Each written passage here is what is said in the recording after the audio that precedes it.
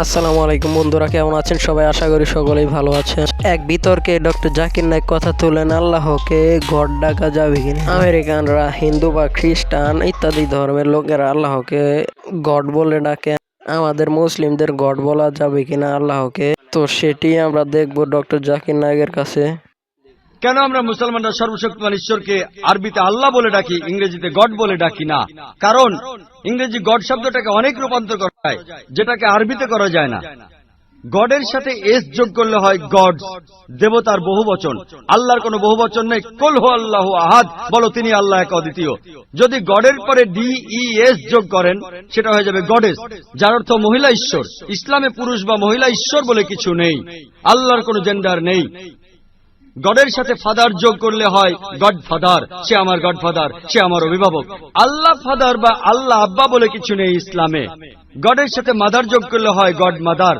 আল্লাহ mother বা আল্লাহ আম্মা বলে কিছু নেই ইসলামে। আল্লাহ শুধু একটাই শব্দ। তাই আমরা মুসলমানরা ঈশ্বরকে ডাকি আল্লাহ বলে, আরবি শব্দ আল্লাহ বলে, ইংরেজি শব্দ গড বলি না। কারণ গড শব্দটাকে অনেকভাবে রূপান্তর করা যায়। তবে যখন একজন মুসলমান কোন অমুসলিমের সাথে কথা বলে, সে হয়তো বুঝবে না আল্লাহ শব্দটার অর্থ, সেখানে গড শব্দটা ব্যবহার করে, যেমনটা আজকে আমি করেছি।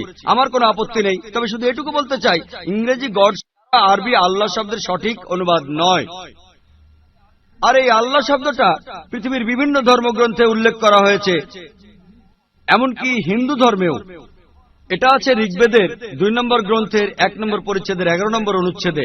ঈশ্বরের একটা নাম দেওয়া হয়েছে আল্লাহ। আল্লাহ শব্দটা আরো আছে ঋগ্বেদের 3 নম্বর গ্রন্থের 30 নম্বর পরিচ্ছেদের 10 নম্বর অনুচ্ছেদে। এছাড়াও আছে ঋগ্বেদের 9 নম্বর গ্রন্থের 67 নম্বর পরিচ্ছেদের 30 নম্বর অনুচ্ছেদে। একটা আলাদা উপনিষদ আছে, যার নাম আল্লাহ উপনিষদ। শ্রী শ্রী রবিশঙ্করের লেখা বইতেও এটার উল্লেখ আছে। একটা আলাদা উপনিষদ, যার নাম আল্লাহ উপনিষদ। এই হলো সংক্ষেপে ইসলামের ধর্মগ্রন্থের আলোকে ইসলামের ঈশ্বর সম্পর্কে ধারণা।